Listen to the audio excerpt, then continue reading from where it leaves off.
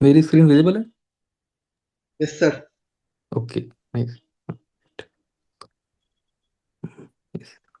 सो इस सेशन में we will discuss basically economics को आप कैसे प्रिपेयर करेंगे। इसमें मैं इकोनॉमिक्स के कॉन्सेप्ट्स नहीं बताऊंगा कि क्या कॉन्सेप्ट है, उसके अंदर डेप्थ क्या है। बट जो मैंने काफ़ी लोगों से बात करी, एटलीस्ट 30 स्टूडेंट्स के आसपास मैं बात कर चुका हूँ। और इकोनॉमिक्स रिलेटेड प्रॉब्लम सबको आ रही है कि इकोनॉमिक्स को आप कैसे अप्रोच करें। ठीक है। तो इस सेशन का जो बेसिकली पर्पज़ होगा, वेट, इस सेशन का जो पर्पज़ होगा वो ये होगा कि हमें ये पता लगे कि इकोनॉमिक्स की स्ट्रेटजी क्या होनी चाहिए उसका। बेसिकली आपकी जो भी डाउट्स हमें करके बात भी कर सकते हैं रिसीव करनी है तो। नहीं तो you can obviously talk to me one to one. ठीक है। दूसरा है कि कोई मिसकंसेप्शन ना रहे आपके लिए अंदर की, कोई सब्जेक्ट को कैसे अप्रोच करनी है। ठीक है।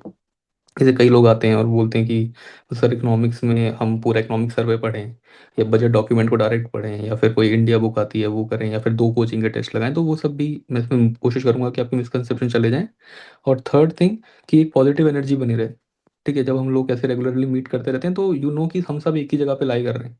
ठीक है। कई बार हम अकेले पढ़ते रहते हैं तो हमें ऐसा लगता है कि बाकी लोग बहुत अच्छा कर रहे हैं, जिनके 120 मॉक में आ रहे हैं या 110 आ रहे हैं मॉक में, और हमारे मॉक में बहुत कम मार्क्स आ रहे हैं, 70-80 आ रहे हैं। तो ऐसा कुछ नहीं है, सब सेम स्ट्रगल से गो थ्रू करते हैं, सबके जर्नी बहुत सिमिलर होती है।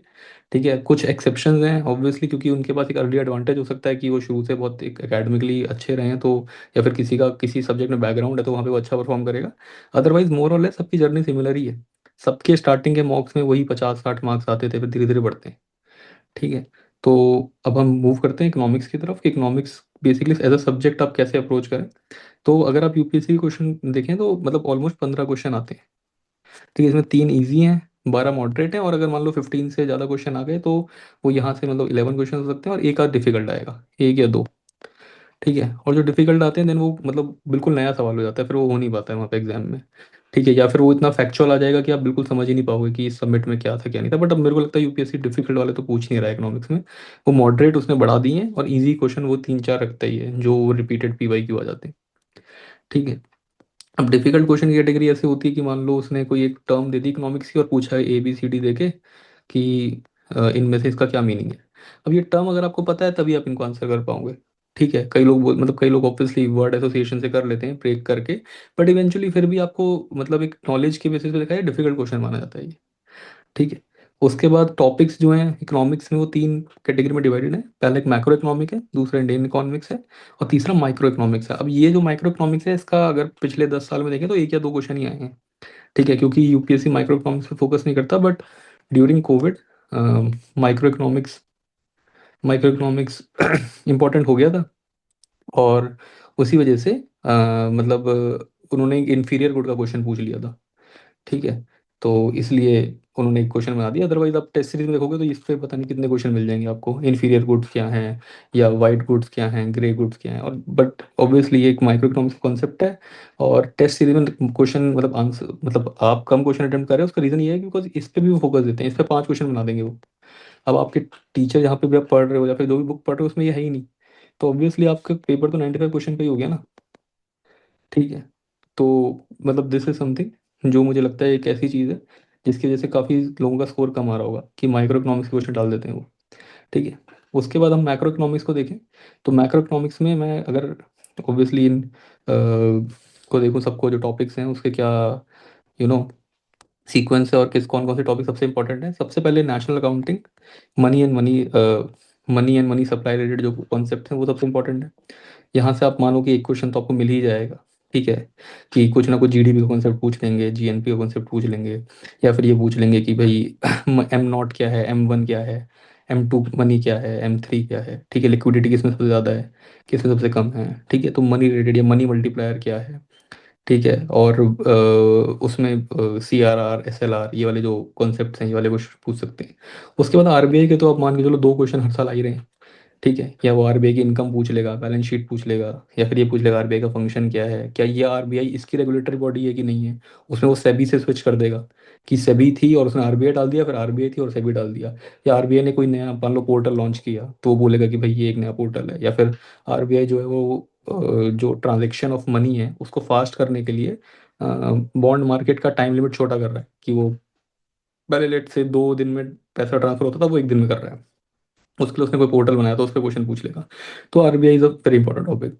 उसके बाद बैंकिंग सिस्टम है, उसमें पहले बहुत ज़्यादा क्वेश्चन आते थे बैंकिंग सिस्टम से, क्योंकि बैंकिंग नया नया डिजिटलाइज होना शुरू हुआ था तो बहुत क्वेश्चन आते थे, बट अब इन्होंने बैंकिंग सिस्टम के क्वेश्चन जो है फाइनेंशियल मार्केट से रिप्लेस कर दिए। बट स्टिल आपको एक दो क्वेश्चन देखने को मिल जाएंगे, जैसे पिछली बार वो आरटीजीएस वर्सेस नेफ्ट वाला आ गया था। ठीक है, तो एक दो क्वेश्चन मिलेंगे, ज़्यादा नहीं मिलेंगे बैंकिंग सिस्टम से, क्योंकि फाइनेंशियल मार्केट से क्वेश्चन बढ़ गए हैं। फिर इन्फ्लेशन रिलेटेड कॉन्सेप्ट्स हैं, बॉन्ड यील्ड और ये सब, एक क्वेश्चन यहाँ से मिल जाता है, रिसेशन है, inflation, expansionary stand, contractionary stand, ठीक है, काउंटर साइकिल, फिजिकल पॉलिसी, ये सब आता रहता है, तो इन्फ्लेशन रिलेटेड क्वेश्चन मिल सकता है। उसके बाद गवर्नमेंट बजटिंग का एक क्वेश्चन हर साल, लास्ट टाइम तो तीन थे शायद, कि फिजिकल डेफिसिट भी पूछ लिया था, ठीक है, रेवेन्यू डेफिसिट भी पूछ लिया था, और बजट का बेसिक कॉन्सेप्ट भी पूछ लिया था। ठीक है, उसके बाद एक्सटर्नल सेक्टर है, एक्सटर्नल सेक्टर में अपना वो बैलेंस ऑफ ट्रेड वगैरह ये सब आता है। ठीक है, इंडिया का किसके साथ कितना एक्सपोर्ट है, कितना इंपोर्ट है, इंडिया की वर्ल्ड में हांगकांग से आगे निकल गया है नहीं निकल गया है, मतलब ये सब पूछ लिए थे लास्ट ईयर। और मतलब एक्सटर्नल सेक्टर भी एक इंपॉर्टेंट। तो ये तो मेजर है, इसके अलावा ऑब्वियसली और भी टॉपिक्स हैं, बट ये मेजर टॉपिक्स हैं जो आपको कवर करने हैं, इनमें आप कोई नेगोशिएशन नहीं कर सकते। ठीक है, उसके बाद आता है इंडियन इकॉनमी। अब इंडियन इकॉनमी वाले में मतलब मेन से मुझे लगता है ज़्यादा इससे क्वेश्चन बनते हैं कि प्लानिंग में क्या है, इंडिया की प्लानिंग 1991 के बाद कैसे चेंज हो गई, ठीक है, या फिर न्यू लिबरल इकोनॉमिक पॉलिसी आ गई, ठीक है, या फिर लेबर का कोई नया सर्वे आया तो उसमें कैसे लेबर की हम काउंटिंग कर रहे हैं, ठीक है, employment and employment related question. But still यहाँ पे वो पूछ लेते हैं इस टाइप से कि कोई इंडेक्स पूछ लेंगे आपसे कि इंडेक्स कौन सा डिपार्टमेंट बनाता है, लेबर डिपार्टमेंट बनाता है कि लेबर ब्यूरो बनाता है कि आरबीआई बनाता है, इस टाइप के क्वेश्चन आ जाते हैं। ठीक है, तो इसमें चार टॉपिक मुझे मेजर लगते हैं, labour and employment, planning, infra related questions और लैंड रिफॉर्म्स। ठीक है, अब ये दोनों तो बिल्कुल स्टैटिक है, आप ल्यूसेंट से करो, या आपके पास कोई बेसिक बुक है उससे करो, या आपके टीचर ने नोट्स बनवाए उससे करो। ठीक है, उसके अलावा जो करंट वाला पार्ट है, इकोनॉमिक सर्वे और PD65, this is the two sources, अगर आप कुछ और फॉलो कर रहे हैं तो आप उसको फॉलो करें। ठीक है, मेरे को एक सोर्स आपको बताना था तो this can be one of the source. ठीक है, और करंट अफेयर इस वाले पार्ट में बहुत कम आता है, इस वाले पार्ट में ही ज़्यादा आता है, मतलब मैक्रो में कम आता है, ज़्यादा इंडियन इकोनॉमी रिलेटेड। अब अप्रोच क्या होनी चाहिए, कि हम इकोनॉमी को अप्रोच कैसे करेंगे। ठीक है, सबसे पहले आपको क्या करना है कि पीवाई की कॉन्सेप्ट की लिस्ट बनानी है। ठीक है, तो आप एक पेज लीजिए, उस पर लिखिए कॉन्सेप्ट, PYQ, और वहाँ से आप 2025 से स्टार्ट कर दीजिए, और ज़्यादा पीछे मत जाइए, बट आई वुड से कि एटलीस्ट 2020 तक तो चले ही जाइए। ठीक है, जब यहाँ हो जाए फिर और पीछे चले जाना। तो 2020 तक आप जाओगे और 15 क्वेश्चन पर ईयर, 6 ईयर्स में आपको 70, 15 6 90, 90 क्वेश्चंस का एक आपको एक वो मिल जाएगा, कॉन्सेप्ट्स का एक लिस्ट मिल जाएगी। तो 90 नहीं होंगे, कम ही होंगे क्योंकि रिपीटेड भी होंगे, तो मैं मानता हूँ कि 70 के आसपास होंगे। ठीक है, तो ये आपको ध्यान रखना है कि इसकी आप एक लिस्ट बना लो, और इस लिस्ट में आपका 100% स्ट्राइक रेट होना चाहिए।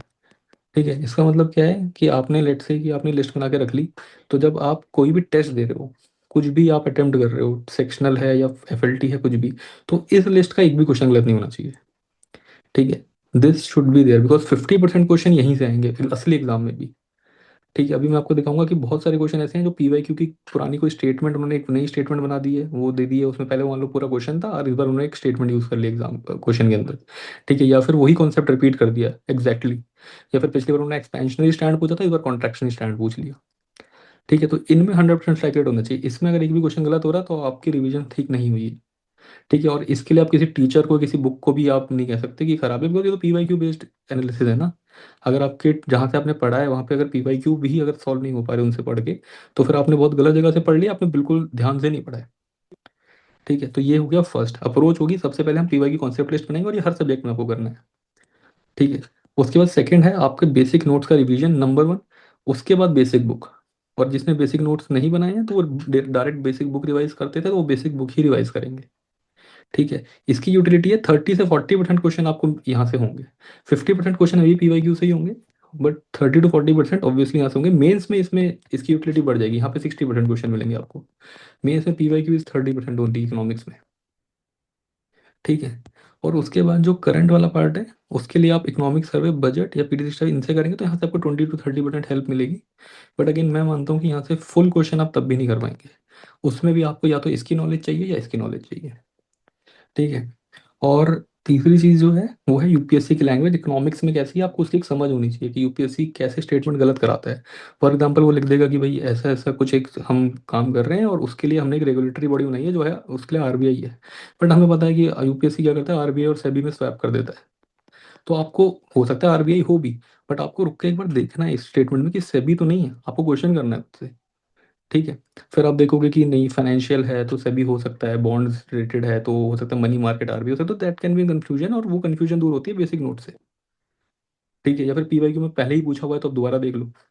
बट यूपीएससी की लैंग्वेज इकोनॉमिक्स की आपको समझनी पड़ेगी, और वैसे ही यूपीएससी अपनी लैंग्वेज हर सब्जेक्ट के लिए अलग ही रखता है। और इसके ऊपर मैं मतलब एक सीरीज हम लोग चला रहे हैं जिसमें हम प्रीवियस ईयर क्वेश्चंस डिस्कस कर रहे हैं सारे 2025 से लेके, जिसकी आज मतलब फर्स्ट वीडियो रिकॉर्ड हो गई, कल आपको मिल जाएगी। इसमें फर्स्ट 30 क्वेश्चंस डिस्कस किए गए हैं। ठीक है, ऐसे कर करके हम सारे डिस्कस कर लेंगे, बट स्टिल आप अपने एंड से जब पीवाईक्यू करते हो तो इसका ध्यान रखा करो यूपीएससी कैसी लैंग्वेज बना रहा है। अभी मैं 2025 के इकोनॉमिक्स के क्वेश्चन दिखाऊंगा तो उसमें आपको बता भी दूंगा कि कैसे इसको डी कोड करते हैं। फिर ये तो हो गया स्टडी। अब स्टडी के बाद आप प्रैक्टिस कैसे करेंगे।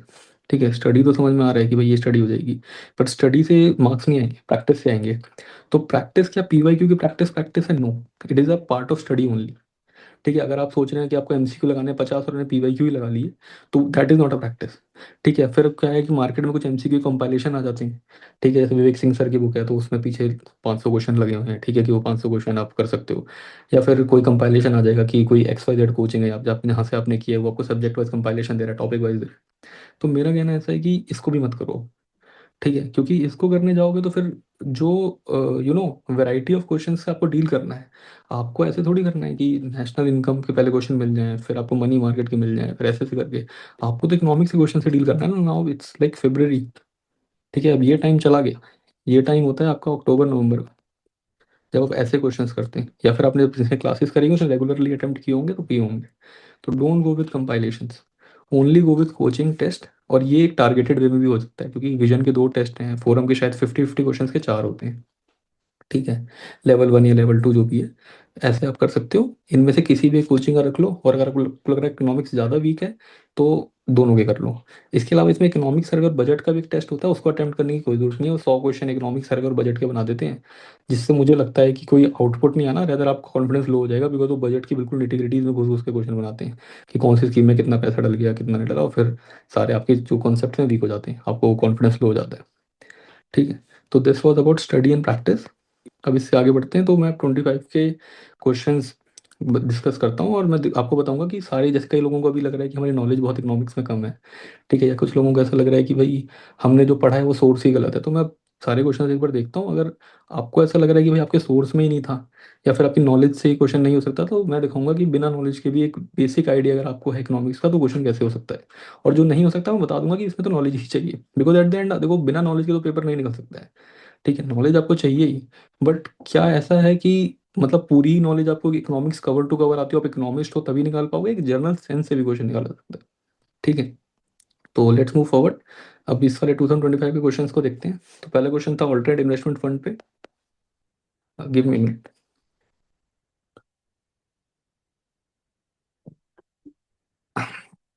यस, तो पहला क्वेश्चन था ऑल्टरनेट इन्वेस्टमेंट फंड पे। तो ऑल्टरनेट इन्वेस्टमेंट फंड में देखो, ये टॉपिक बहुत ज़्यादा न्यूज़ में रहता है। ठीक है, और ये फाइनेंशियल इंस्ट्रूमेंट्स का क्वेश्चन है। ठीक है, तो अब या तो आपको ये पता हो, आपके नोट्स में हो। ठीक है, नहीं तो ये इकोनॉमिक सर्वे ऑफ इंडिया में भी था, ये न्यूज़ में भी था। ठीक है, क्यों न्यूज़ में था? क्योंकि स्टार्टअप्स की जो फंडिंग होती है, ठीक है, वो वीसीज करते हैं, वेंचर कैपिटल। ठीक है, तो ये या तो आपके नोट्स में होना चाहिए, नहीं तो आप पीटी 65 देखते हो उसमें भी था ये एआईएफ। ठीक है, ऑब्वियसली इस तरीके से नहीं था, बट इस तरीके से था कि वेंचर कैपिटल एक एआईएफ कैटेगरी 1 है, कैटेगरी 2 है, hedge fund category 1 category 2 category. Hotel तक क्वेश्चन आते हैं, कैटेगरी 1 2 3 में क्या डिफरेंस है। ठीक है, but now coming to this question, तो अगर आपको नॉलेज थी तो ये क्वेश्चन आपको आने आना ही चाहिए था कि वीसीआर, अगर आपने न्यूज़पेपर पढ़ा हुआ है तो भी आपको क्वेश्चन आता। अगर आप इकोनॉमिक सर्वे पढ़ के आए हैं तो भी आपको क्वेश्चन आता। बट लेट्स से कि तब भी नहीं आ रहा था, तो यू कैन वर्ड एसोसिएशन से भी हो सकता था ये कि there are regular investment funds and then there are alternate investment funds. ठीक है, तो रेगुलर इन्वेस्टमेंट फंड कौन सा होगा? जिसमें बॉन्ड्स होंगे, स्टॉक्स होंगे, ठीक है, या तो आप मेरे से लोन ले रहे हो या मेरे पार्टनर बन रहे हो, बट ऑल्टरनेट क्या हूँ मैं इनके अलावा जो भी है, तो इनके अलावा ये देखो वेंचर ऐसे भी आप कर सकते हो। ठीक, तो this was the first question. अगला क्वेश्चन देखते हैं। अब ये ऑब्वियसली आरबीआई के इनकम का क्वेश्चन है। ठीक है, तो इसमें भी आपको मतलब ये देख सकते थे कि ये printing and distribution currency note से पीवाई क्यू है कि क्या ये आरबीआई का इनकम है, तो ये सी आरबीआई का इनकम है, तो अगर ये सही है तो ऑब्वियसली ये दोनों स्टेटमेंट गए। ठीक है, और अब इसमें आपको ये देखना है कि lending private company not RBI, ये बैंक्स करते हैं। ठीक है, आरबीआई कभी किसी प्राइवेट कंपनी से डील ही नहीं करता है। ठीक है, क्योंकि ऑब्वियसली अगर वो प्राइवेट कंपनी से डील करेगा तो उसके ऊपर गवर्नमेंट के ऊपर ये चार्जेस आ सकते हैं कि भाई ये तो किसी कंपनी के लिए बायस है, तो गवर्नमेंट ऐसा क्यों करेगी। तो आरबीआई क्या करता है, बैंक्स को पैसे देता है, बैंक्स आगे लेंड करते हैं। ठीक है, और ये क्वेश्चन आप देखो तो आपके नोट्स में होना ही चाहिए इसका आंसर, इस मतलब ये वाला थ्योरी पार्ट में होना चाहिए, बैलेंस शीट ऑफ आरबीआई आपको आनी चाहिए। ठीक है, तो दिस वाज दिस। उसके बाद थर्ड क्वेश्चन अगर आप देखें तो ये वाला क्वेश्चन जो था, अब ये मेरा रियल एग्जाम में गलत हो गया था, बट ये क्वेश्चन ऐसा था कि मैंने ऑल लिस्टेड कंपनीज में ऐसा सोच लिया था कि मान लो टोटल कंपनी है हम इंडिया में 1000 से ऊपर है, उसमें से लेट से 200 या से 300 लिस्टेड है। ठीक है, तो मेरे को लगा कि इन सब से आरबीआई मांग सकता है रिपोर्ट, बट फिर मतलब जब मैंने बाद में सोचा अगर आके, तो मैंने ये सोचा कि सिर्फ लिस्टेड होना ही थोड़ी इंपॉर्टेंट है। लेट से कि अगर उसने आईपीओ लॉन्च किया और उसके बाद ही आपने एकदम से उसको बोल दिया कि भाई रिपोर्ट बना के दो, तो कंपनी विल से कि भाई ये तो एक ईज ऑफ डूइंग बिजनेस का अगेंस्ट हो गया।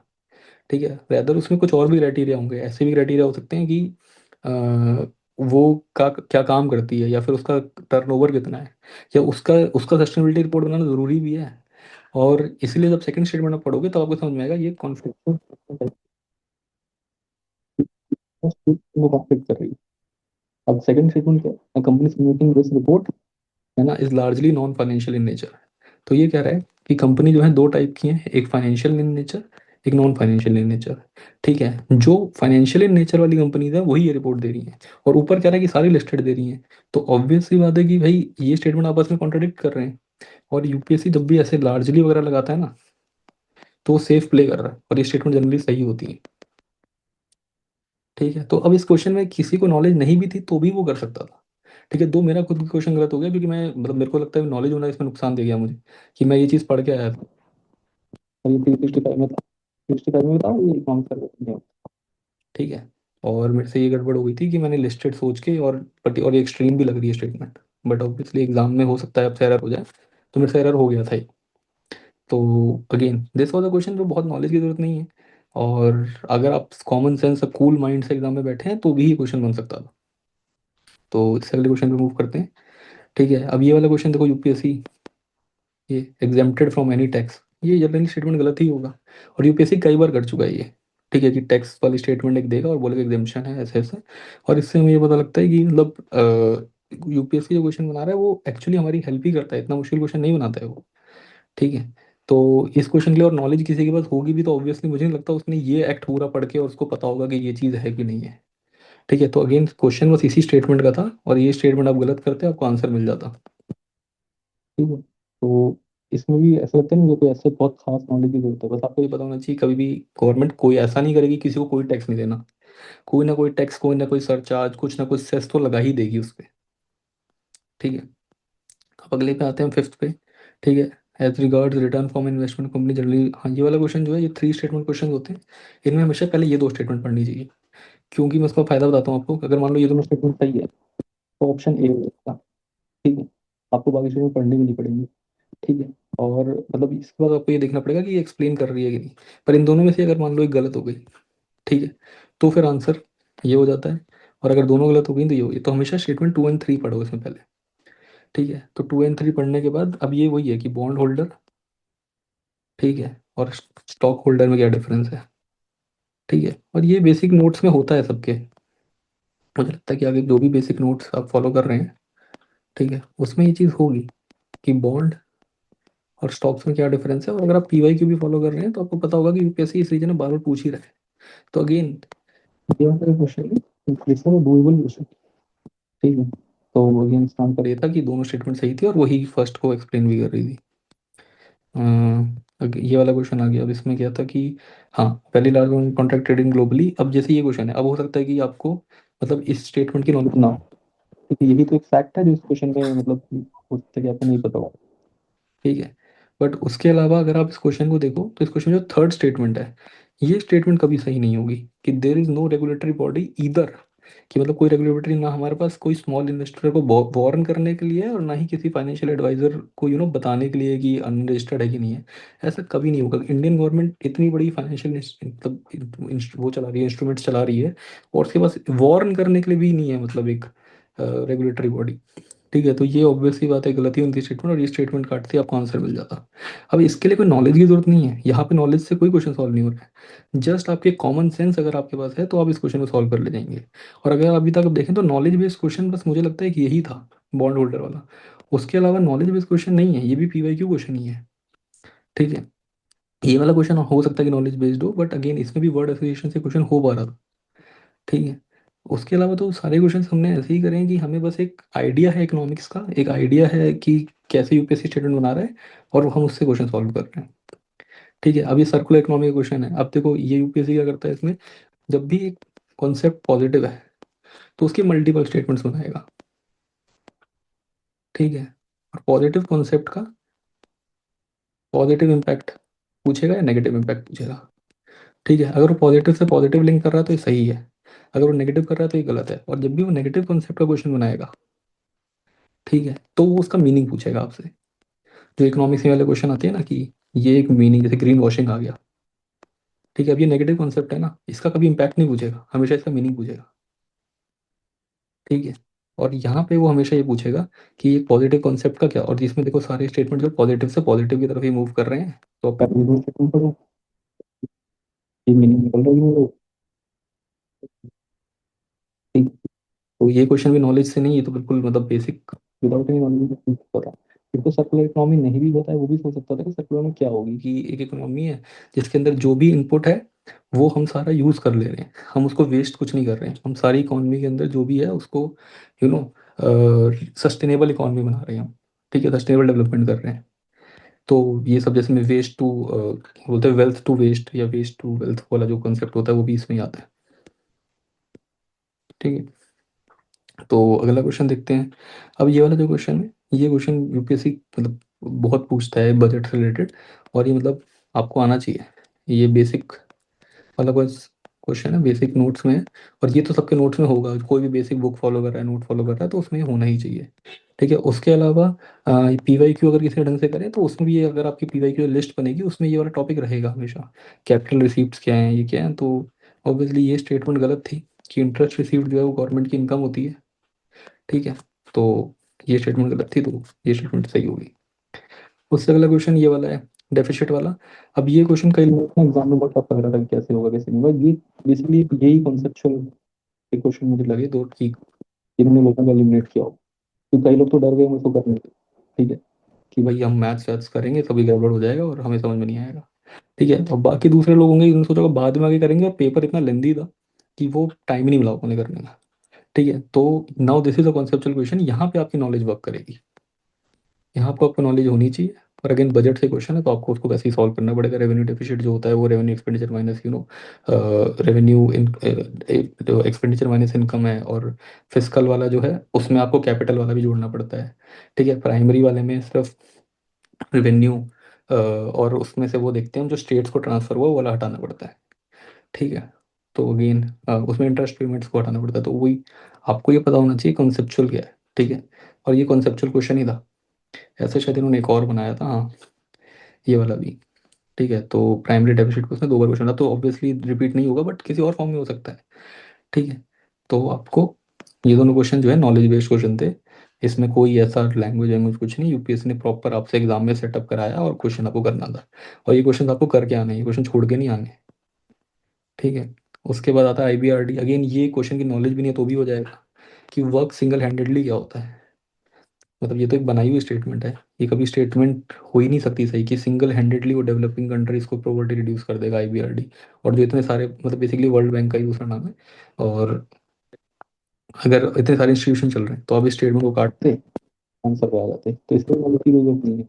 तो अगर हम 11 क्वेश्चन में देखें तो उसमें तीन चार क्वेश्चन ही ऐसे हैं जहाँ पे एक प्रॉपर नॉलेज चाहिए आपको सॉल्व करने के लिए।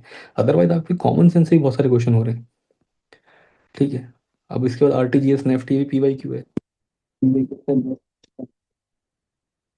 ये क्वेश्चन आप सॉल्व कर सकते थे उससे। मतलब I will not teach all the concept, बस मैं बता रहा हूँ कि ये, हाँ, और ये नॉलेज बेस्ड, नॉलेज से ही आपको सॉल्व करना था। ठीक है, तो ये क्वेश्चन मतलब कर, ये नॉलेज से ही होता है ये वाला क्वेश्चन। तो उसके बाद ये वाला क्वेश्चन है, ये अगेन करंट अफेयर है। अगर आपने कोई भी मैगजीन को भी फॉलो किया था तो आपको पता है इंडिया जो है अपने डिजिटल स्टैक जो है उसकी एक डिप्लोमेसी कर रहा है। वो यूपीआई दे रहा है बहुत कंट्रीज को। तो उसमें ऑब्वियसली तीन सही थे, तो अभी मुझे एग्जैक्ट याद नहीं कौन से तीन थे। आई गेस बांग्लादेश था, एंड आई गेस ये तीनों, अगर तो बांग्लादेश नहीं है तो यूएई है, तो इनमें से तीन सही थे। और वो क्या कहते हैं, ये मतलब ये काफ़ी न्यूज़ में था, और ये एग्जाम में मेरा सही हुआ था question. But I would say कि आपको मतलब ये नॉलेज होनी चाहिए थी। ये बहुत फेमस उस टाइम पे चल रहा था कि यूपीआई कौन कौन सी कंट्रीज एक्सेप्ट कर रही हैं। ठीक है, तो दिस इज इम्पोर्टेंट, और आपको मतलब आना चाहिए था ये क्वेश्चन। ठीक है, और मतलब ऐसा कई लोग बोलते हैं कि 3 आउट ऑफ 5 सही होते हैं या फिर 4 आउट ऑफ 5 सही होते हैं। मुझे लगता है कि इस स्टेज पे अभी आपको ये सब नहीं सोचना चाहिए। ठीक है, ये सब तब होता है जब आप लेट से 90 क्वेश्चन प्लस अटेम्प्ट करना चाहते हो, और अब ये क्वेश्चन छूट गया, तो ठीक है, इवन वो भी 3 आउट ऑफ 5। अगर आप 55 का अटेम्प्ट करो तो ये सब आप मत देखो, आपको नॉलेज है ठीक है, नहीं है तो आप आगे बढ़ो। हाँ, पर ये मैं कह सकता हूँ कि 5 के 5 ठीक नहीं हो सकते कभी। ठीक है, यूपीएससी ने कभी ऐसा नहीं किया कि 5 दिए और पांचों के पांचों सही। ठीक है, वो नन दे देगा पर वो 5 के 5 सही नहीं कराएगा। ठीक है, तो this is something you can observe by looking at P Y Q. जो मैं बोलता हूँ ना कि ऑब्जर्वेशन आप पी वाई क्यू से बहुत डेवलप कर सकते हो, तो दिस इज समथिंग। तो अगेन आपकी हिट करने की प्रोबेबिलिटी 33% तो वैसे भी हो ही गई। तो अगर आप ज़्यादा अटेम्प्ट करना चाहते हो तो इसको you can play with this question, अगर नहीं आता है तो। अगला क्वेश्चन है फाइनेंस कमीशन, ये फिर रिपीट हो गया। ठीक है, और ये रिपीट ही होता रहता है। जब तक 16th नहीं आ जाएगा तब तक वो 15th फाइनेंस कमीशन को कभी इधर से कभी उधर से पूछते ही रहेंगे। ठीक है, तो आपको ये पता होना चाहिए था, और ये पी वाई क्यू ही है। ठीक है, बस this was it. This was also knowledge.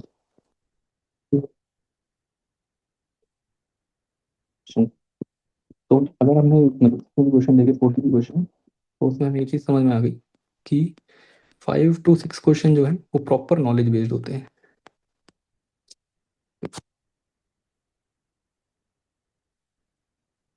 ठीक है, नॉलेज बेस्ड होते हैं।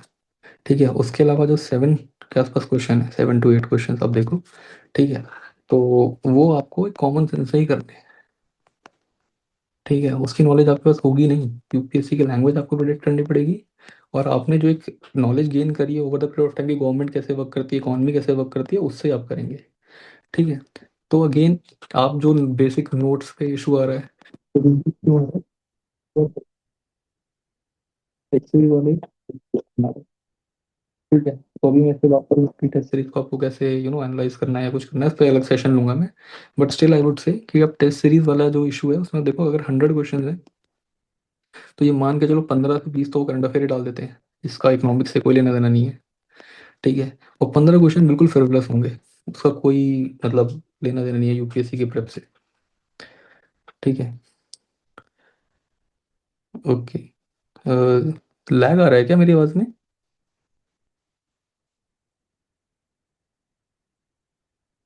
Hello, is there in lag? कोई बता क्लियर है सकता है? सर, बीच बीच में थोड़ा सा था। अच्छा, तो तब वो कहाँ आया होगा, आई डोंट नो, बिकॉज वो रिकॉर्डिंग में आपको देखना पड़ेगा। बट अगर किसी को बीच में कुछ पूछना हो तो भी मैं ऑन करूंगा माइक, तो फिर आप पूछ लेना। ठीक है, ओके, लेट्स कंटिन्यू। तो अगेन 100 क्वेश्चन में से अगर 15 to 20 तो वो सीए बनाते हैं, 15 क्वेश्चन बिल्कुल फ्रिवलेस होगा, उसका कोई लेना देना नहीं है, यूपीएससी में कभी पूछा जाएगा। जैसे मुझे याद है एक बार मैंने टेस्ट दिया था, उसमें उन्होंने स्कीम के अमाउंट्स पूछ लिए थे, कितने स्कीम में कितना अमाउंट है, और वो अमाउंट सही थे। मतलब जनरली यूपीएससी डेटा गलत कर देगा, उन्होंने सही अमाउंट दे दिए थे। तो मतलब विजन का ही होगा जहाँ तक मुझे पता है, क्योंकि मैं उसका ही लगाता हूँ या फिर फोरम का होगा। ठीक है, but the point is this कि 15 क्वेश्चन फ्रिवलेस हैं। तो आपको देखा जाए तो आपके पास 60 to 70 क्वेश्चन जो होते हैं वो ठीक होते हैं। इसमें से अगर आप 50 क्वेश्चंस के आसपास अगर आप समझ पा रहे हो कि आपके जैसे 40 सही हो रहे हैं और आपके 10 to 20 गलत हो रहे हैं, बट ये क्वेश्चंस आपके नोट्स में थे बट आप रिकॉल नहीं कर पाए। ठीक है, तो आपके नोट्स में कोई कमी नहीं है, नोट्स सही हैं आपके। ठीक है, आप ये कोशिश मत करो कि मैं 70 से 80 क्वेश्चन में नोट से सॉल्व कर लूंगा। आपके नोट्स में कोई कमी नहीं है उसमें। ठीक है, अगर हाँ आप अगर 20-25 क्वेश्चन में ही सफ़र कर गए, ठीक है, तो आपके नोट्स में प्रॉब्लम है या फिर आपका रिवीजन बहुत पुअर है। ठीक है, फिर यहाँ पे बहुत वर्क करना पड़ेगा आपको। पर अगर इतना रेशियो है ना कि 40-45 आप सही निकाल रहे हो, या 35 भी सही निकाल रहे हो जिनके इनिशियल अटेम्प्ट है फर्स्ट सेकंड अटेम्प्ट में, तो इशू नहीं है, बिकॉज बाकी क्वेश्चन आपके नोट्स में होंगे, बट 50-50 हो रहा होगा उसमें बहुत ज़्यादा, और आप जब भी जो पिक कर रहे हो वो गलत हो रहा है। तो उसका सॉल्यूशन यही होता है कि आपको ना इन क्वेश्चंस के ना 50-50 वालों के एक अलग से एक शीट पे या फिर अपने जो पेपर उसमें आपको जो मार्क करके रखते हैं। ठीक है, आप मैं मतलब ये कहूँगा कि आप ये सोचिए कि आपने कौन सा ऑप्शन क्यों यूज। ठीक है, आपका फर्स्ट इंस्टिंक्ट क्या था और आपका सेकंड इंस्टिंक्ट क्या था, तो वो आप थोड़ा सा सोचोगे ना 50-50 क्वेश्चन, तो आपको समझ आएगा कि लैक ऑफ रिवीजन है या फिर मेरे नोट्स में नहीं था, मैं बाद में ब्लाइंड गेस ही करने लगा। ठीक है, और ये भी नोट करना कि अगर आप दो ऑप्शन एलिमिनेट कर दिए, लेट से आपने ए बी सी डी में से आपने ये दोनों एलिमिनेट कर दिए, और आप इन दोनों में से एक कर रहे हो और आपका ये है और ये गलत है, पर पता लगा आंसर डी निकला, तो ये ब्लंडर नहीं होना चाहिए। इस ब्लंडर को मिनिमाइज करना पड़ेगा आपको। खैर ये वाली मैं पूरा डिस्कशन करूंगा जब मैं एक मतलब प्रॉपर टेस्ट सीरीज रिलेटेड की टेस्ट सीरीज के टेस्ट को कैसे एनालाइज करना है उससे रिलेटेड बात करूंगा। ठीक है, तो अब जो जेनरिक डाउट्स हैं वो लेते हैं। ठीक है, कि मतलब एक तो 100 लोगों का आ रहा है कि जो हमने प्लान दिया है वो सही है या वो लोग जो फॉलो कर रहे हैं वो सब। ठीक है, तो जो हमने प्लान दिया है ना बेसिकली वो प्लान इसलिए है कि अगर मान लो किसी के पास कोई भी प्लान नहीं है, ठीक है, वो पूरा डिपेंडेंट है, उसको भी तैयारी स्टार्ट करनी है, वो प्री मोड में जाएगा तो वो उस प्लान को फॉलो कर सकता है। बट लेट से कुछ लोग ऐसे हैं जो दिसंबर से प्री की तैयारी कर रहे हैं। ठीक है, तो वो अपना जो प्लान फॉलो करें उसी को फॉलो करें, और अगर उनको उसमें कोई प्रॉब्लम आती है then they can contact me. ठीक है, जैसे अभी कुछ दिनों पहले कुछ लोगों ने अपना प्लान भेजा भी, तो हम उस प्लान को एडजस्ट कर लेंगे according to exam, target oriented बना लेंगे स्कोर ज़्यादा। तो आप ये वाला प्लान छोड़ भी सकते हो, बट इस प्लान से आप एक क्यों ले सकते हो कि यार मतलब अगर मेरे को पॉलिटी और इकोनॉमी करना है, तो उसमें अगर 20-25 डेज लग रहे हैं तो मेरे प्लान में भी 20-25 डेज ही होने चाहिए। मैं 2 महीने बैठ के पॉलिटी इकोनॉमी नहीं करूंगा। ठीक है, तो एक ये आप एक उससे आइडिया ले सकते हो, और अगर आपने अर्ली स्टार्ट कर लिया तो आप उस एडवांटेज को मेंटेन रखो, दोबारा पॉलिटी क्यों पढ़नी। ठीक है, दूसरा है सिलेबस कंप्लीशन से रिलेटेड। देखो, अगर आप टारगेट बनाते हो लेट से 10 to 12 डेज का पॉलिटी का, 70% पॉलिटी भी कर जा रहे हो ना, तो इट्स गुड। 100% कभी नहीं होगा, nobody can beat UPSC, nobody can even catch UPSC. ठीक है, आप उसके पीछे ही रहोगे, but you have to make sure कि बाकी लोग तो 50% ही कर पा रहे हैं। ठीक है, तो तुम 70 कर रहे हो, 75 कर रहे हो, इट्स गुड। तो हमें बाकियों से, इट्स अ रिलेटिव एग्जाम, हमें बाकियों से आगे आना है। ठीक है, हमें यूपीएससी को बीट नहीं करना है, हमें वहाँ 100 क्वेश्चन सही नहीं करने हैं, हमें 55-60 ही सही निकालने हैं। ठीक है, तो अगर आप 70% सिलेबस करो ठीक है, बट हाँ ये गलत होगा कि आप 100% सिलेबस करने के लिए आप 10 to 12 डेज को 17 डेज, ये 5 डेज आपको कुछ कॉस्ट कर जाएंगे, और आपकी जो एफिशिएंसी है ना, वो भी एक टाइम पीक करती है तो वो नीचे गिर जाता है। ठीक है, तो जब ये पीक कर दी है, जैसे ही डिक्लाइन होने लगे उसी टाइम पर सब्जेक्ट को छोड़ दो, नया सब्जेक्ट उठाओ, फिर उसमें दोबारा एफिशिएंसी चढ़ जाएगी ऊपर। ठीक है, तो सिलेबस कंप्लीशन में बस यही है कि 70-75% अगर हो पा रहा है इट्स फाइन, अगली बार जब पढ़ो तो जो बच गया पहले उसको पढ़ लेना। ठीक है, और अगर कोई कॉन्सेप्ट ऐसा छूट गया जो फिर आपने मॉक टेस्ट दिया वो गलत हो गया, तो फिर मॉक टेस्ट से उसको रिवाइज कर लो। ठीक है, लेट से कि आपने पूरा रिवीजन किया और आपने देखा कि लास्ट में कॉन्स्टिट्यूशनल बॉडीज में नहीं सब पढ़ पाया था, अब इलेक्शन कमीशन का क्वेश्चन आ गया एग्जाम में, टेस्ट में, मॉक टेस्ट में, तो आपसे मान लो कि नहीं हो पाया या आपसे गलत हो गया, तो अब जब मॉक टेस्ट का एनालिसिस करो तब इलेक्शन कमीशन को देख लो। ठीक है, तो जब अगली बार पढ़ने जाओगे तो पहले कॉन्स्टिट्यूशनल बॉडीज पढ़ लेना, पहले यूपीएससी क्या है, ये इलेक्शन कमीशन क्या है, फाइनेंस कमीशन क्या है, ये पढ़ लेना, फिर आ जाना प्रियम्बल फंडामेंटल राइट्स पे। तो कंप्लीट योर सिलेबस। फिर टेस्ट में मार्क्स लो आ रहे हैं तो उसका मैंने आपको बता दिया क्यों क्यों आ रहे हैं।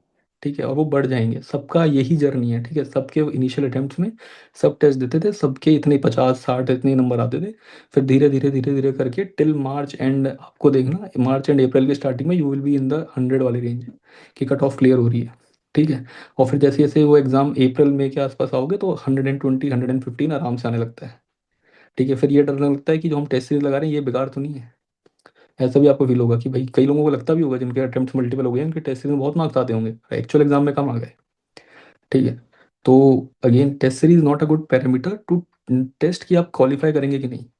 ठीक है, but it's a good parameter to know कि आपका सब्जेक्ट रिवाइज है कि नहीं। ठीक है, तो that's all from my side. अब हम डाउट्स ले सकते हैं, तो आप ना मैसेज में लिख दो चैट्स में कि किस किस को पूछना है, मैं एक एक करके उनसे बोल दूंगा। ठीक है,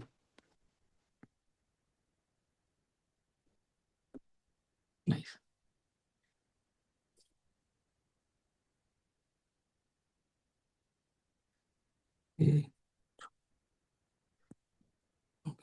सर हिंदी मीडियम के लिए एक्चुअली, हिंदी हिंदी मीडियम के लिए मतलब कैसे, क्वेश्चन नंबर 2 में डाउट था।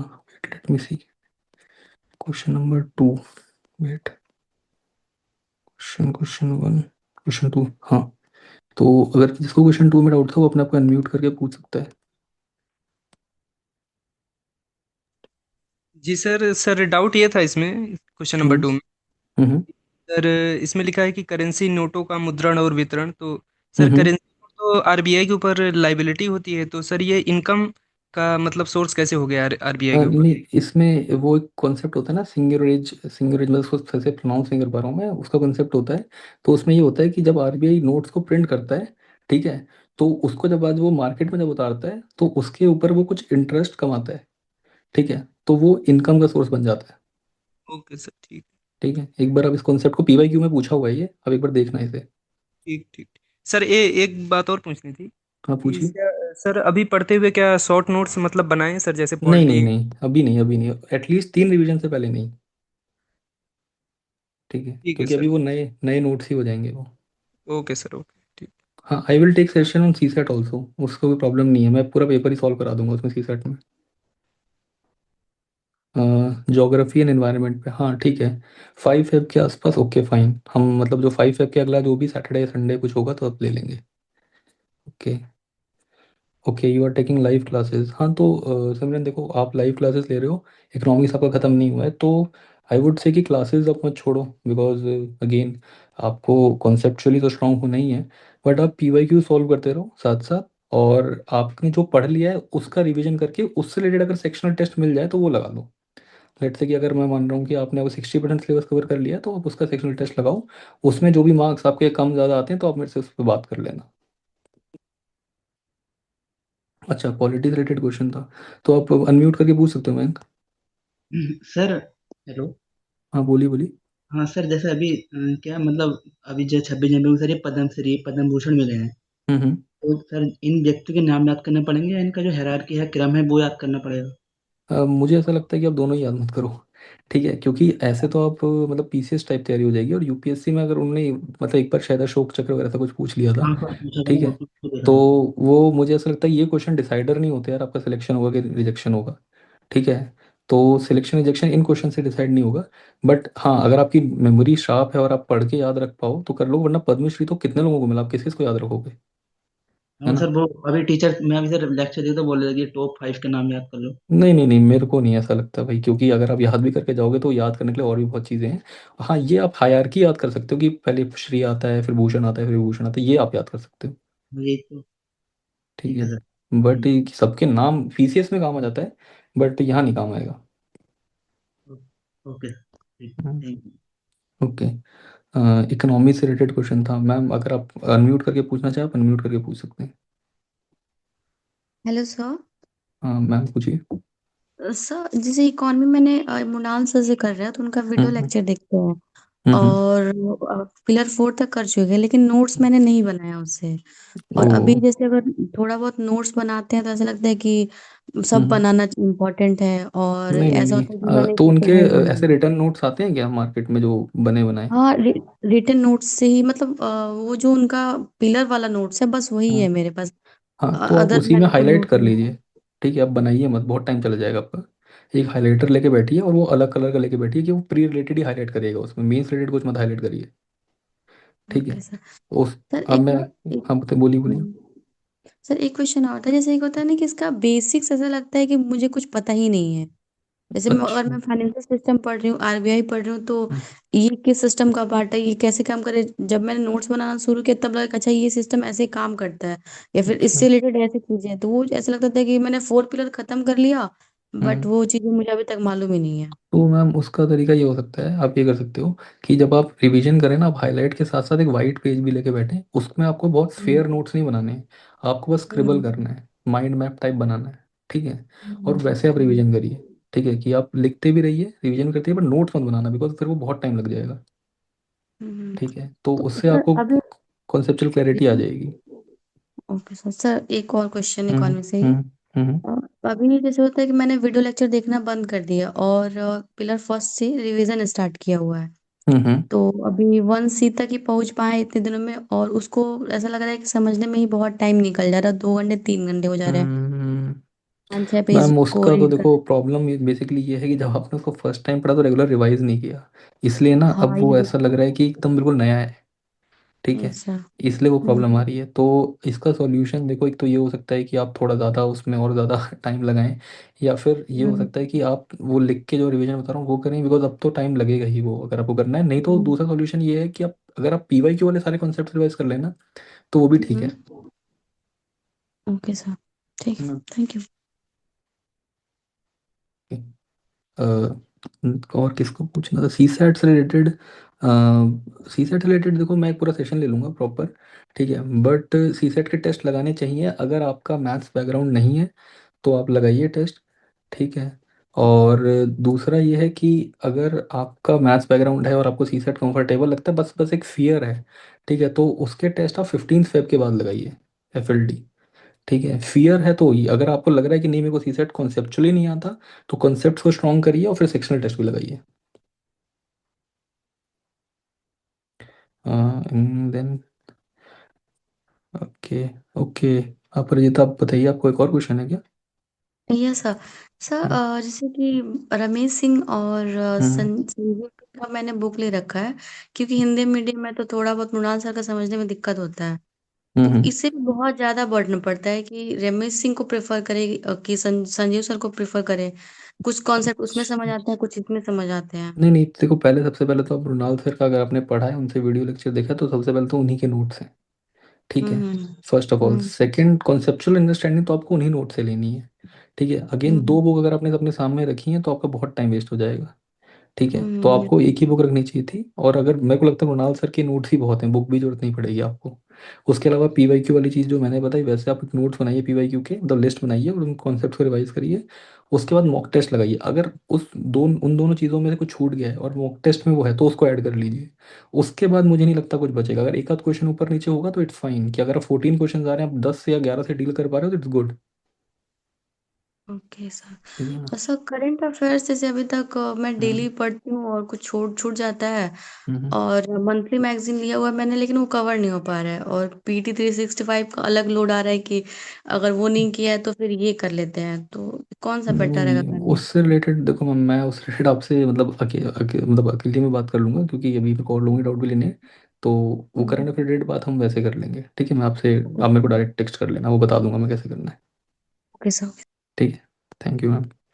Okay, so now we have Shivam. अच्छा Shivam, then you have sir conclusionally important topics खत्म कर पहले है। हाँ, कि आप आशुतोष, आपको ना पहले वही करना है कि आपको सारे इंपॉर्टेंट टॉपिक पहले ख़त्म करने हैं जहाँ से PYQ आए हैं। सबसे पहली इंपॉर्टेंट चीज़ ही वो है, क्योंकि UPSC के पास ही एक मतलब बंच ऑफ वो है कॉन्सेप्ट जो उनको पूछनी है। That's how they will test you कि आप इकोनॉमिक्स में अच्छे हैं कि नहीं है। ठीक है, तो अब एग्जामिनर की भी एक कंपल्शन है कि उसको क्वेश्चन बनाना ही है। ठीक है, वो बिना फाइनेंशियल इंस्ट्रूमेंट पूछे आपसे पेपर ले ही नहीं सकते हैं। ठीक है, तो अगर आपके PYQ वाले एरियाज कंप्लीटेड है ना, तो 15 में से मान के चलो 8 से 9, 10 क्वेश्चन भी हो सकता है कि आप PYQ से डायरेक्ट सॉल्व कर दो बिना कोई कॉन्सेप्चुअल अलग किताब पढ़े।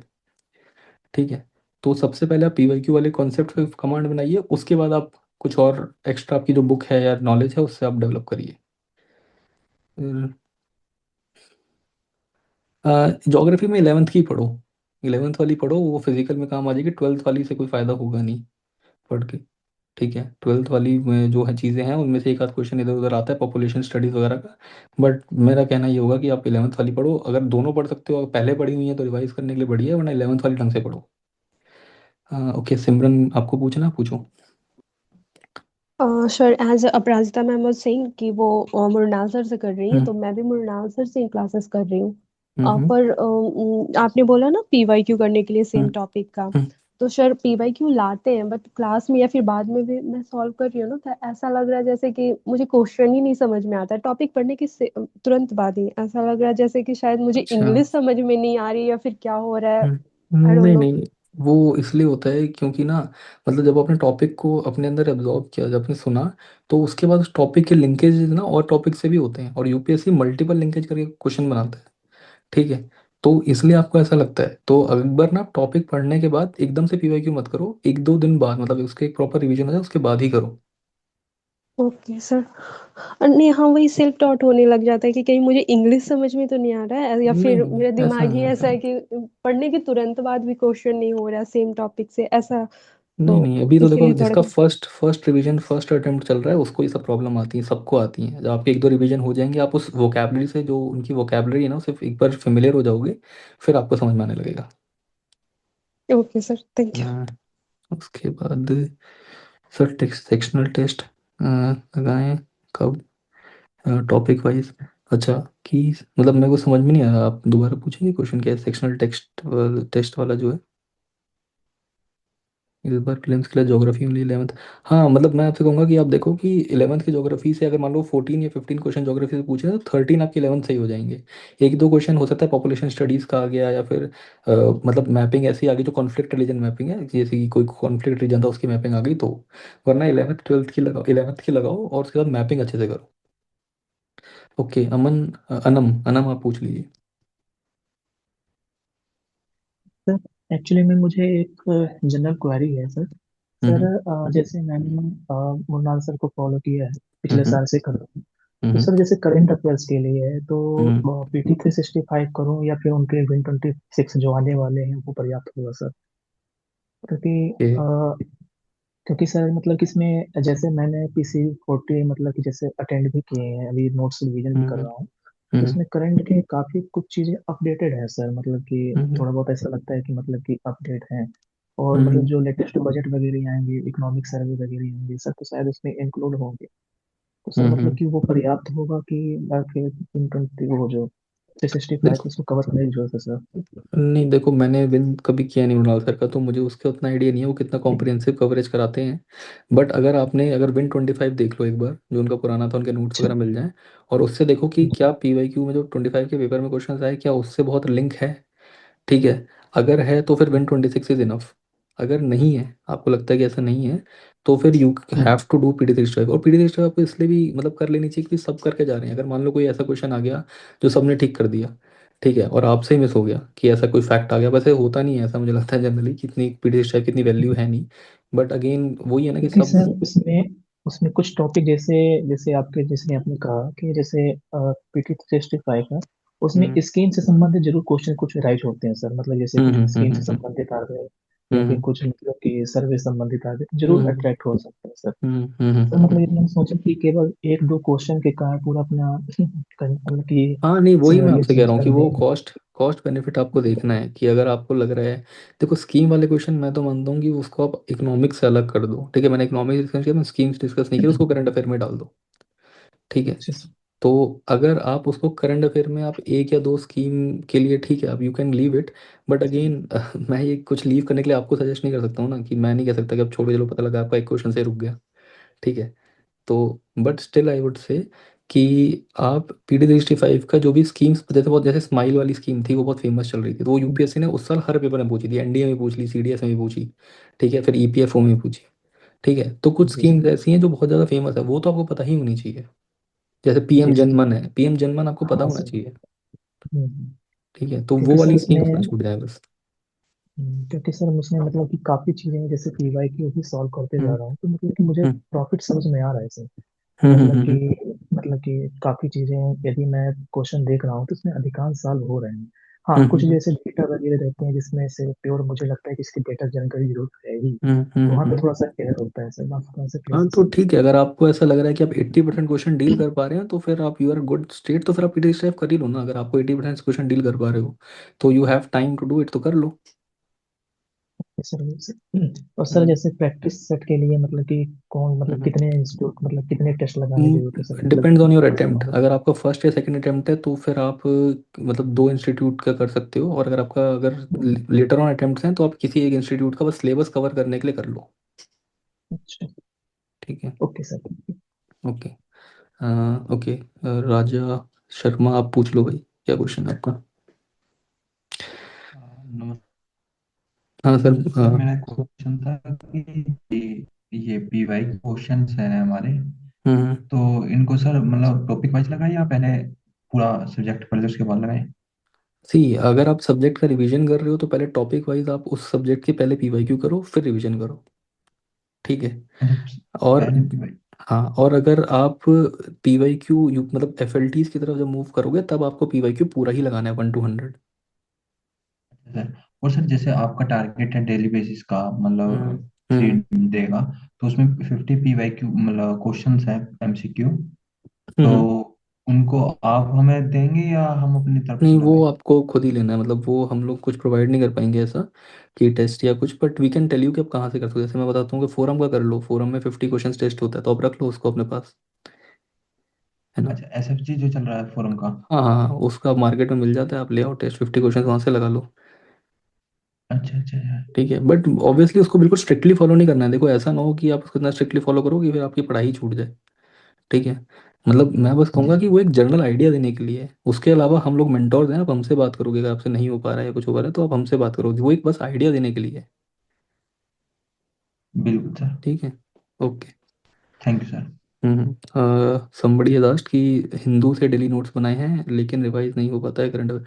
तो मतलब पहली बात तो आपको हिंदू से डेली नोट्स नहीं बनाने चाहिए थे, क्योंकि वो प्रीलिम्स में आपकी हेल्प नहीं करेंगे, वो मेंस रिलेटेड आपकी हेल्प कर सकते हैं, बिकॉज उनको रिवाइज करना बहुत भारी पड़ जाएगा आपको। ठीक है, तो अगर आपने रेगुलरली मंथली मंथली रिवाइज किया है तो आप रिवाइज करके उसको और शॉर्ट कर पाएंगे।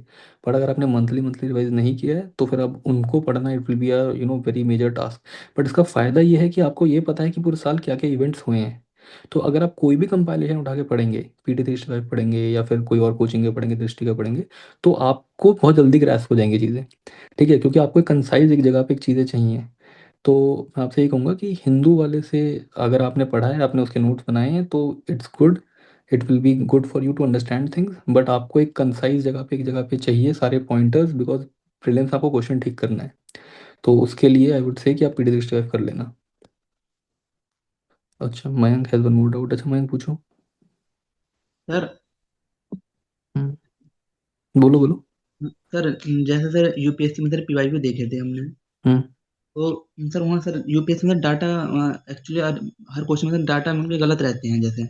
मतलब मैं इसको डिनाई करूंगा, देखो सीधी सी बात है कि ऑब्वियसली मतलब हमने भी नोटिस किया है, सब नोटिस करते हैं कि गलत रहते हैं, बट मैं बस ये कहूंगा कि उसके अलावा भी बहुत चीज़ें ऐसी हैं जो आप देख के आंसर तक पहुंच सकते हो। ठीक है, तो डेटा को बिल्कुल स्ट्रेट अवे गलत मत करो। हाँ, बट बहुत ज़्यादा केसेस में 8 out of 10 केसेस में गलत रहता है। आगे बताओ। हाँ सर वही तो सर, जैसे टेस्ट में सर भी डाटा सही हो जाते हैं, हम्म। तो फिर सर उन्हें याद करना पड़ता है सर, ये तो तो रूल। ठीक है, वो टेस्ट सीरीज की प्रॉब्लम है ना भाई। अब तो वो भी अब क्या बोलूँ मैं, वो लोग भी ऐसे टेस्ट जानबूझ के बनाते हैं ताकि आपको बहुत ज़्यादा मार्क्स आ ना जाए, क्योंकि अगर मान लो कोई टेस्ट देने गए आप अपने 200 में से 180 ले आए, आप दोबारा देने जाओगे ही नहीं, है ना। तो वो ऐसा बनाते हैं कि आप 80-90 की रेंज में रहो अगर आप अच्छे से पढ़ रहे हो, ताकि आप बार बार दो और आपको इम्प्रूव करने को लगे। हाँ सर, ठीक। ठीक है ना। ये तो हाँ। बस ये, अब बाकी अपराजिता का क्वेश्चन ये है कि इकोनॉमी के जो 5 पिलर की वीडियो लेक्चर देखना शुरू करूँ फर्स्ट पिलर के रिवीजन के साथ, या केवल। मुझे लगता है कि अब आप फर्स्ट टू फोर्थ का रिवीजन करो, फिफ्थ पिलर वगैरह करके तो फिर वो तो टाइम बहुत निकल जाएगा, आप लेक्चर्स देखते रह जाओगे, फिर एग्जाम आ जाएगा। अब जो फिफ्थ सिक्स पिलर जो रह गए हैं वो प्री के बाद ही देखना, या फिर अगर उसमें ऐसा कोई कॉन्सेप्ट है जो प्री में आया हुआ है तो उस कॉन्सेप्ट को बस देख लो। ठीक है सर, सेक्शनल टेस्ट कब लगाना चाहिए और टॉपिक वाइज लगाएं या कोचिंग नोट से बहुत सारे क्वेश्चंस हो जाते हैं और टाइम भी बच जाता है, तो उसमें। ओके। अच्छा, मैथ्स कहाँ से करें? मैथ्स PYQ, सी सेट का पूरा जो सोर्स है वो PYQ है, अगर आपको टॉपिक देखना है, बाकी आप यूट्यूब पे जाके कॉन्सेप्चुअल वीडियोस देखो, उनसे इम्प्रूव हो जाएगा। हिस्ट्री से रिलेटेड अलग सेशन ले लेंगे, कोई प्रॉब्लम नहीं है, मतलब अभी जब वो आएगा तब उसका सेशन ले लेंगे। और अगर किसी को वैसे पूछना है तो वो मेरे से इंडिविजुअली बात कर सकता है, मैं बता दूंगा, क्योंकि इस मीट को भी हमें एंड करना पड़ेगा। हाँ, इट इज़ ऑलमोस्ट 1 आवर। ठीक है, और सी सेट वाला जो मैथ्स का मैंने डाउट क्लियर कर दिया, उसके अलावा तो सर, हाँ हाँ बिल्कुल, I will take a full session, don't worry. ठीक है, सी सेट तो मतलब मेरी रिस्पॉन्सिबिलिटी है, आप बिल्कुल सी सेट में डरो मत।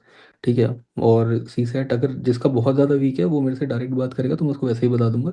बट सी सेट का सेशन हम लोग नेक्स्ट वीक ही एक ले लेंगे। ठीक है, अगला सेशन सी सेट पे ही रख लेते हैं, देन उसके बाद जोग्राफी इन्वायरमेंट वो उस पर, और फिर then we will move forward. ठीक है। 225 का पेपर अलग पैटर्न रहा सी सेट का। नहीं, वो 2022 के बाद ही थोड़ा सा चेंज कर दिया यूपीएससी ने। ठीक है, तो ऐसा नहीं है, बल्कि रैदर मैं कहूँगा 23 तो बहुत टफ था, मैंने वो भी आई क्लियर इजीली, मतलब 100 आए थे उसमें मेरे। But 25 23 was real tough. बाकी तो ठीक है, और उसके बाद तो 24 25 तो ईजी ही है कंपैरेटिवली, बट उसका तरीका आना चाहिए करने का। तरीका आ जाएगा तो 40 क्वेश्चन निकाल ले जाओगे। हम्म, अच्छा, मैथ्स को किस टीचर से करें? देखो यार, इसका तो I don't have any idea, क्योंकि मेरा मैथ्स बैकग्राउंड है, मैं इंजीनियर हूँ, ठीक है। तो मैं मैथ्स रिलेटेड तो मेरे को टीचर सजेस्ट नहीं कर सकता, बट ये कह सकता हूँ कि यूट्यूब पे इनफ कंटेंट अवेलेबल है अबाउट कॉन्सेप्ट्स जो भी हैं सी सेट मैथ्स रिलेटेड। तो वहाँ से आप कॉन्सेप्चुअली अपने आप को स्ट्रॉन्ग करो, फिर you have to attempt sectional test also, फिर वहाँ से क्वेश्चंस बनेंगे। मैथ्स में प्रॉब्लम पता है क्या है, कि आप नंबर सिस्टम आप पीएनसी पहले कर लेते हो, ठीक है, और वो एक हैवी टॉपिक्स हैं, वो नहीं हो सकते हैं। आपको पहले करना चाहिए average, percentage, ages, linear equation, two variable. वहां से शुरू करोगे तो फिर इजी हो जाएगा मैथ्स, ठीक है। तो इस पे हम अलग सेशन लेंगे, अभी इस मीट को एंड करते हैं, 1 घंटा ऑलमोस्ट हो गया है। तो थैंक यू एवरीवन। और जिसको बाकी डाउट्स हैं वो मेरे से या तो ग्रुप में पूछ लेगा, तो मैं ग्रुप में टैग कर देंगे, ग्रुप में बता दूंगा, नहीं तो पर्सनली यू कैन टेक्स्ट मी।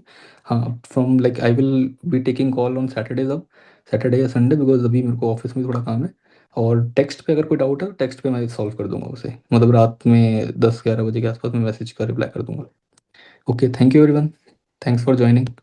और हम ऐसे सेशंस और लेते रहेंगे, और आप लोगों को डरने की कोई ज़रूरत नहीं है। और जिसका सिलेबस नहीं हो रहा है या कुछ इशू आ रहा है, कुछ भी आ रहा है, देखो, हर किसी की जर्नी ऐसी है कि फर्स्ट सेकंड में सब स्ट्रगल करते हैं, धीरे धीरे करके जब आपके अटेम्प्ट बढ़ जाएंगे, तब आपको उल्टा हो जाता है कि टेस्ट सीरीज में मार्क्स आ रहे हैं और असली में पेपर नहीं हो रहा है, ठीक है, तो वो भी होगा।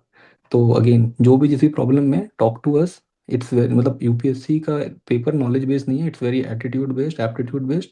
तो अभी मैंने आपको दिखाया कि बहुत नॉलेज बेस्ड नहीं है। तो just stay positive, stay motivated, आप पढ़ते रहिए और हमारे साथ रेगुलर टच में रहिए, ठीक है। Okay everybody, thank you, bye bye.